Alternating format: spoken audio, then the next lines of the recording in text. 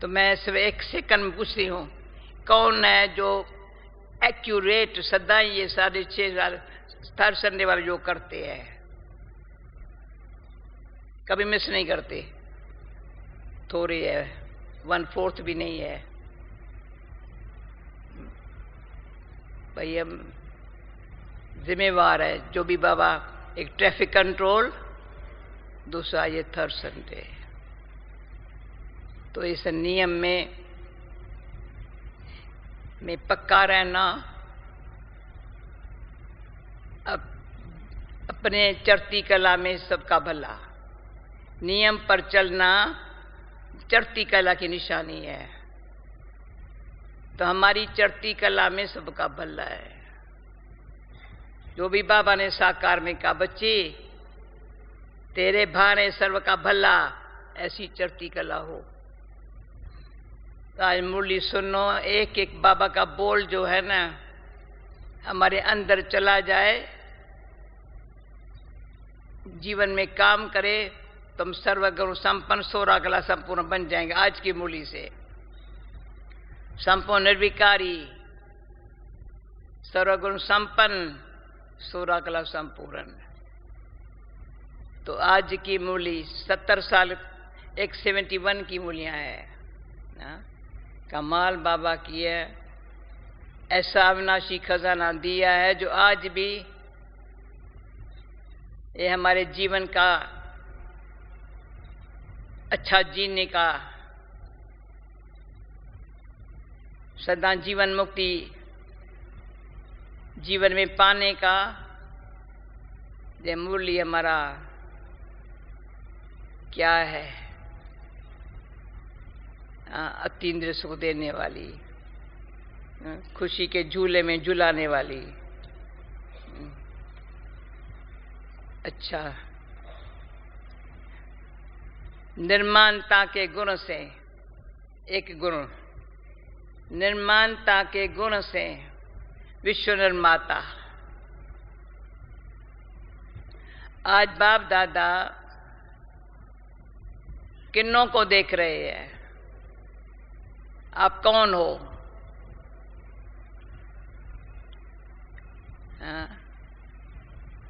आज बाप दादा आपको किस रूप में देख रहे हैं, ये जानते हो? किस रूप में देख रहे हैं जानते हो? मास्टर नॉलेजफुल नहीं हो? जब मास्टर नॉलेजफुल हो तो ये नहीं जान सकते हो बाप किस रूप में देख रहे हैं। बाप ये भी जानना होगा बाबा किस रूप में देख रहे हैं। बच्चे तो है ही, लेकिन किस रूप में देख रहे हैं? बाप दादा देख रहे हैं इतने सब विश्व निर्माता, विश्व के निर्माता हो ना, बाप के साथ साथ बाप के कर्तव्य में मददगार हो। नए विश्व का निर्माण करना यही कर्तव्य है ना। उसी कर्तव्य में लगे हो, उसी कर्तव्य में लगे हुए हो, वहां भी लगना है। को माया क्या सोचती है? उसी कर्तव्य में लगे हुए हो, वहां भी लगना है। बहने लगना है, लगे हुए हो, देखना। तो विश्व निर्माता नहीं हुए, सदैव ये स्मृति में रहे, हम सभी मास्टर विश्व निर्माता है। यह स्मृति सदैव रहने से, ये स्मृति सदैव रहने से कौन सा विशेष गुण ऑटोमेटिकली आ जाएगा? प्रकाश बताएगा कौन सा विशेष गुण ऑटोमेटिकली आ जाएगा? बाबा जवाब देते, निर्माणता का। समझा? जहाँ निर्माणता अर्थात सरलता नेचुरल रूप में रहेगी, वह अन्य गुण भी ऑटोमेटिकली आ ही जाते हैं। तो सदैव स्मृति में रहे।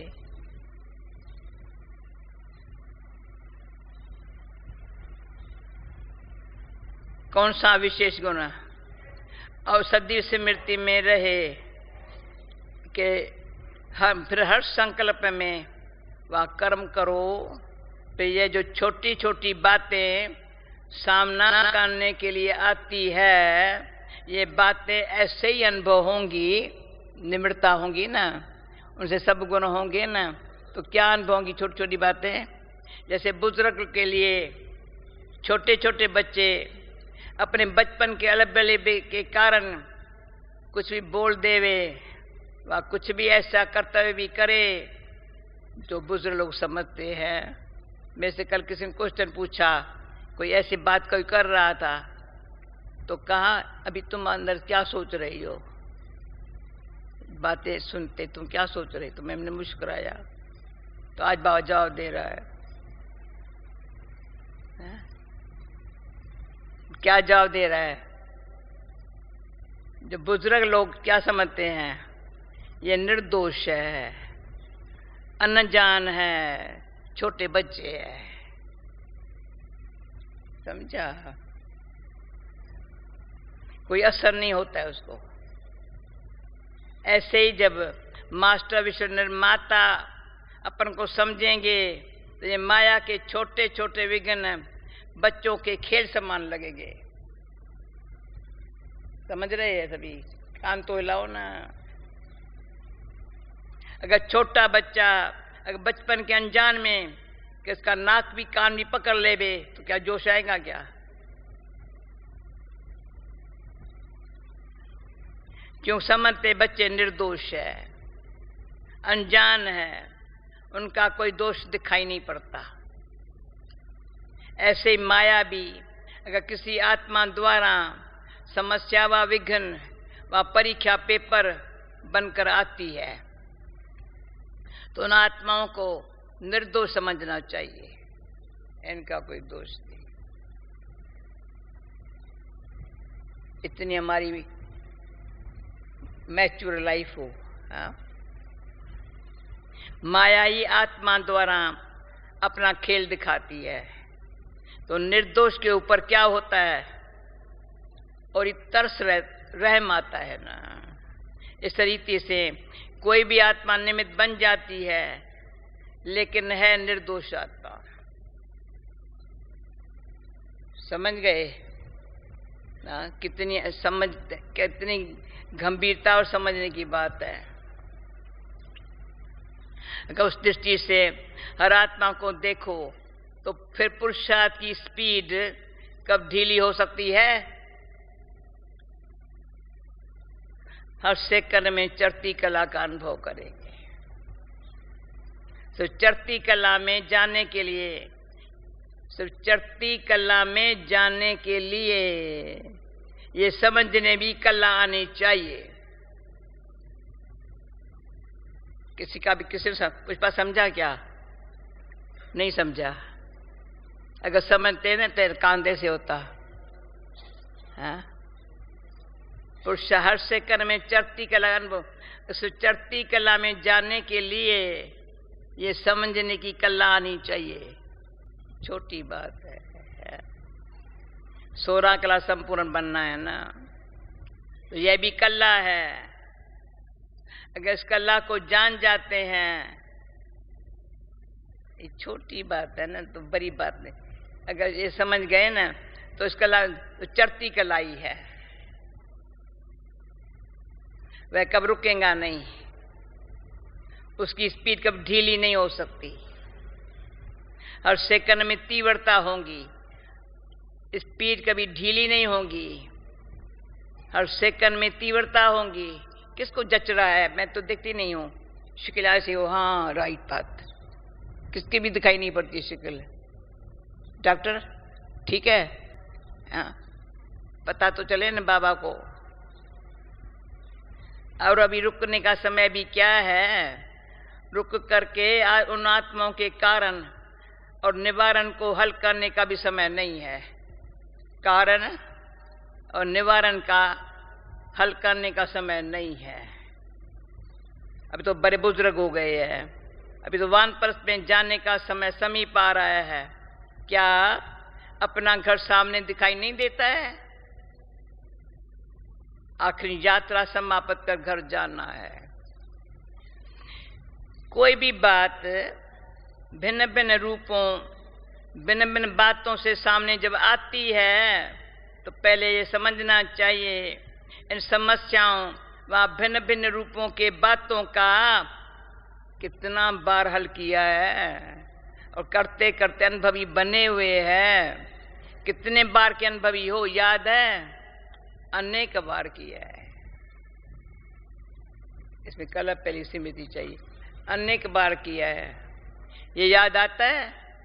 कल पहले पास किया है, क्रॉस किया होगा, क्रॉस किया था व किया होगा, ये नहीं समझते। अनेक बार अनुभव नहीं किया होता तो आज इतने समीप कैसे आते? ये हिसाब लगाना नहीं आता। पांडव तो हिसाब में होशियार होना चाहिए, लेकिन शक्तियां नंबर 1 हो गई। ये स्मृति स्पष्ट और सरल रूप में रहे, ये स्मृति स्पष्ट और सरल रूप में रहे, खींचना न पड़े। तो मैं आप लोगों को बताती हूँ थोड़ा 1 मिनट में। ऐसी मूल्यां आप 4, 5, 8 भाई बैठ कर कभी रिपीट करते हो? हम लोग बहुत करते थे। आपस में बैठ कर, खास आज सवेरे से घड़ी घड़ी मुझे एक बाबा याद आता है, 2 दीदी याद आती है, 2 हो जाता है। बाबा जो कहता था ना, दीदी हम मिलकर के ऐसे सारा दिन बार बार ध्यान खींचवाते थे। तो मैंने आज 1 सेकंड सोचा, मुझे कभी व्यर्थ ख्याल नहीं आया है कभी सारी लाइफ के अंदर, परंतु एक ख्याल आता था जिसमें दीदी और बाबा ने बहुत मदद किया। मैं इतना पुरुषार्थ नहीं कर सकती हूँ। थोड़ी निराश हो जाती थी, उदास हो जाती थी, कब कब उदास हो जाती थी। जैसा जैसा बाबा चाहता है ऐसा पुरुषार्थ नहीं होता है मेरे से। इसमें दीदी ने बहुत मदद की। पुरुषार्थ में तुम मेहनत क्यों करती हो? मेहनत क्यों करती हो? दीदी मेहनत इतनी, जैसे बाबा कहते हैं ऐसे नहीं है ना, मेहनत नहीं करो, खुश रहो। अच्छा, सदा खुश रहना। जो कोई बात आवे, कुछ बात कुछ नहीं है, तुम अपने बाबा के साथ रहो। और बाबा कहता है मैं तुमको क्या समझता हूँ, तुम क्या पुरुषार्थ करती हो? मैं कह बाबा भी हमारे में नजर रखता है ना, तो ऐसा करके दिखाएंगे ना। पांडव हिसाब, लेकिन शक्तियां नंबर 1 होंगे। ये स्मृति, ये सुनो अच्छी तरह, ये स्मृति स्पष्ट और सरल रूप में रहे, खींचना न पड़े। कल पहले की बात अभी तक बुद्धि में खींच कर लाते रहते हो तो क्या कहेंगे? जरूर कोई माया की खींचावट भी है। इसलिए बुद्धि में कल पहली वाली स्मृति स्पष्ट और सरल रूप में नहीं आती है, और इसलिए विघ्नों को पार करने में मुश्किल अनुभव होता है। मुश्किल है नहीं। जितना पुरुषार्थ का समय चला है, जितनी नॉलेज की लाइट और माइट मिली है, उसी पर जितनी नॉलेज की लाइट और माइट मिली है, उसी प्रमाण वर्तमान समय सरल और स्पष्ट होना चाहिए। इतना स्पष्ट हो जैसे 1 मिनट पहले अगर कोई कार्य किया तो वह याद रहता है ना, वह भूल जाता है। ऐसे ही 5000 वर्ष की बात ऐसे स्पष्ट अनुभव हो जैसे 1 मिनट पहले किया हुआ कार्य है। अभी इतनी बुद्धि, जैसे 1 मिनट पहले का, जैसे पावरफुल कैमरा होती है। बाबा पता नहीं कहाँ कहाँ से बातें लेकर के, जैसे पावरफुल कैमरा होती है, 1 सेकंड में कितना स्पष्ट चित्र खींच लेती है। कितना भी दूर का दृश्य हो वह भी स्पष्ट सन्मुख आता जाता है। तो क्या पावरफुल कैमरा मैन नहीं बने हो? कैमरा है तो दूसरे का लोन पर लेकर के यूज करते हो। पावरफुल है, कल पहले का चित्र उसमें स्पष्ट आ जाता है। यह जो मन है एक बड़ी कैमरा है। एक ये मन है ना, बड़ी कैमरा है। हर सेकंड का चित्र इसमें खींचा नहीं जाता। कैमरा तो सबके पास है, लेकिन कोई कैमरा नजदीक के चित्र को खींच सकती है और कोई कैमरा चंद्रमा तक भी फोटो खींच लेती है तो वह भी कैमरा, वो भी कैमरा। और यहां से कि छोटी मोटी भी कैमरा तो है ना, तो हर एक के पास कितना पावरफुल कैमरा है। जब वो लोग चंद्रमा से यहां से वहां खींच सकते हैं, तो आप साकार रूप में रहते निराकारी दुनिया का, आकारी दुनिया का व सृष्टि, सारी सृष्टि के पास्ट व भविष्य का चित्र नहीं खींच सकते हो। अभी बाबा को क्या जवाब देवे? मन की कैमरा इतना पावरफुल चित्र खींच सके। हाँ, कैमरा को पावरफुल बनाओ, उसमें जो बात, जो दृश्य जैसा है वैसे दिखाई दे, भिन्न भिन्न रूप में दिखाई न दे। जो है जैसा है वह स्पष्ट दिखाई दे, इसको कहते हैं पावरफुल। फिर बताओ, कोई भी समस्या का रूप होगा या खेल अनुभव होगा? तब की स्टेज अनुसार ऐसी स्टेज बनाओ, तब कहेंगे तीव्र पुरुषार्थी। अगर ऐसी कैमरा द्वारा चित्र पहले खींचते जाते हैं, उसके बाद साफ कराने के बाद मालूम पड़ता है, साफ पहले तो फोटो निकाले, तो साफ कराने के बाद अभी भी कईयों को ऐसे नींद आ रही है, फिर मैं क्या करूं? क्या करूं? ऐसी मूली सुनते भी नींद आवे। हाँ, अच्छा है, ठीक है। हाँ, अगर ऐसी कैमरा द्वारा बाबा ये भी फोटो निकाल रहा है ना, कैसे नींद आ रही है मूली सुनते। अगर ऐसी कैमरा द्वारा चित्र पहले खींचते जाते हैं, उसके बाद साफ करने के बाद मालूम पड़ता है कैसे खींचे हैं। इस तरीके से सारे दिन में जो अपने अपने ऑटोमेटिक कैमरा द्वारा अनेक चित्र खींचते रहते हो, रात को बैठ करके क्लियर देखना चाहिए किस प्रकार के चित्र है और इस कैमरा द्वारा खींचे हैं, और जो जैसे है वैसे ही चित्र खींचे। बाकी कुछ नीचे ऊपर हो गया। कभी कभी कैमरा ठीक न होने के कारण सफेद चीज भी काली दिखाई पड़ती है।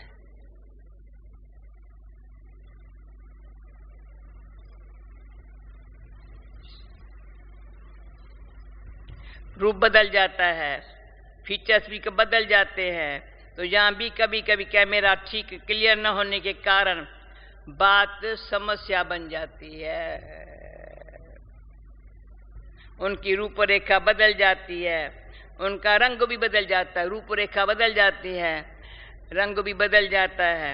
यथार्थ का अयथार्थ रूप भी कब खींचा जाता है, यथार्थ के बदले अयथार्थ रूप भी खींचा जाता है।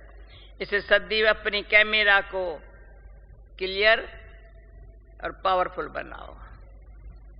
अपन को ही मेहनत करनी पड़ेगी। हाँ, अपने को अभी कैसे बनाओ? अपने को सेवाधारी समझने से त्याग तपस्या भी आ जाता है। सेवाधारी हूं और सेवा के लिए ये जीवन है, ये समझने से सेकंड भी सेवा बिगड़ नहीं जाएगा।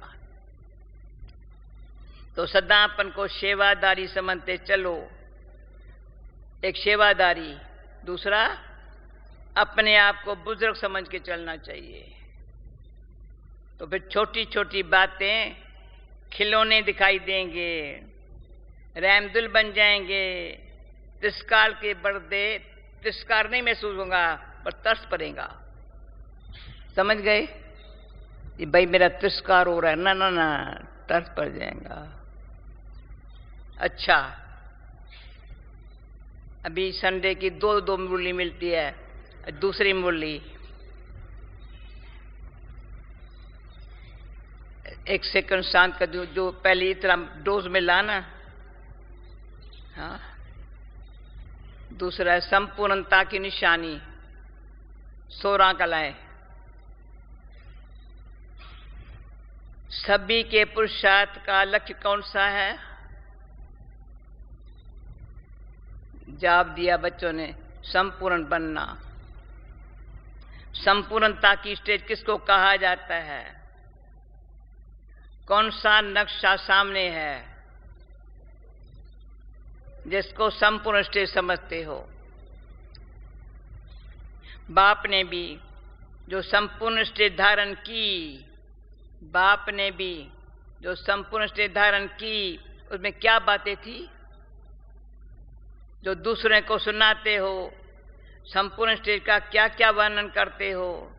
उन को समझाते हो ना।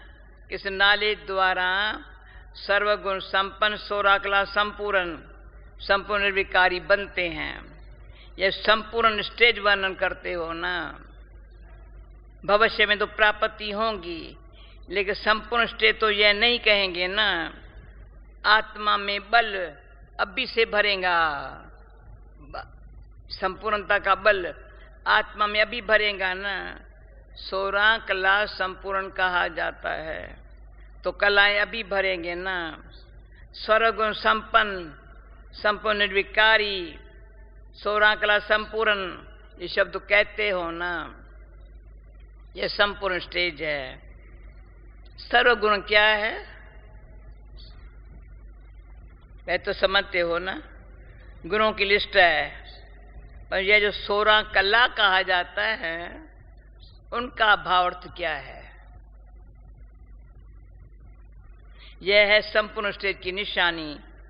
जैसे देखो, किसमें कोई भी विशेषता होती है तो कहने में आता है इनमें ये कला है। किसमें रोते हुए को हंसाने की कला होती है,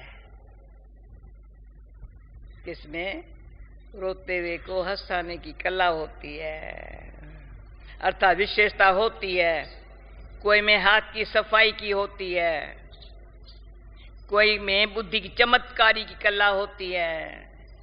तो ये 16 कला संपूर्ण, अर्थात उसका जो भी कर्म होगा ना, वह हर कर्म कला के समान दिखाई पड़ेगा। उनकी हर चलन, देखना, बोलना, चलना जैसे कला के मुआफिक दिखाई देगा।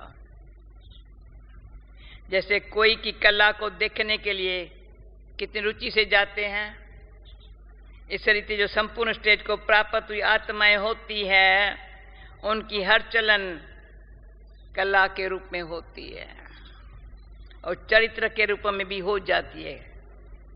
चलन चरित्र के रूप में हो जाती है। तो विशेषता हुई ना। जैसे साकार में के बोलने में, चलने में, सभी में विशेषता देखी ना, तो ये कला हुई ना।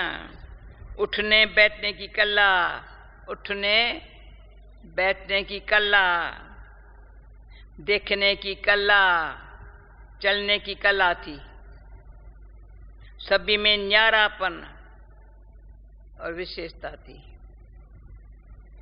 देखने, बोलने, चलने में ना।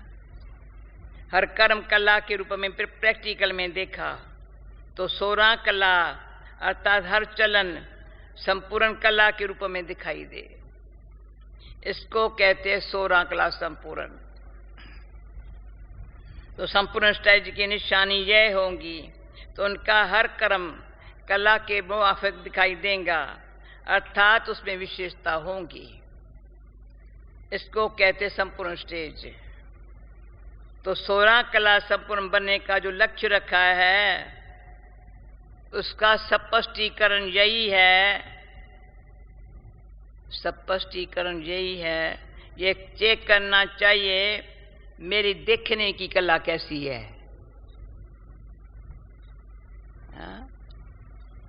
देखो कितना बाबा ध्यान खींचवाता है।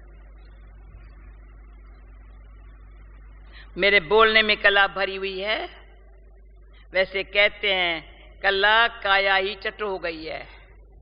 तो कला एक अच्छी चीज होती है, कला काया खत्म हो गई है, अर्थात कर्म में जो आकर्षण करने की शक्ति है, विशेषता है, खत्म हो गई है।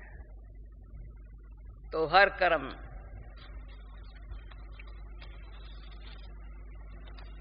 हमारा कला के समान है व नहीं, ये चेक करना है। जैसे कोई बाजीगर होते हैं, जितना समय बाजी दिखाते हैं उतना समय हर कर्म कला के रूप में दिखाई देता है। चलते कैसे हैं, चीज कैसे उठाते हैं, वह सब कला के रूप में नोट करते हैं। ये संगम युग विशेष कर्म रूपी कला दिखाने का है। संगम युग विशेष कर्म रूपी कला को दिखाने का है। सदैव ऐसे महसूस हो कब इस स्टेज पर है। ऐसी 16 कला संपूर्ण बनना है, जिसका हर कर्म कला के रूप में होता है, जिसका हर कर्म कला के रूप में होता है, उनके हर कर्म अतः गुणों का गायन होता है। उसको दूसरे शब्दों में कहा जाता है हर कर्म चरित्र समान हो।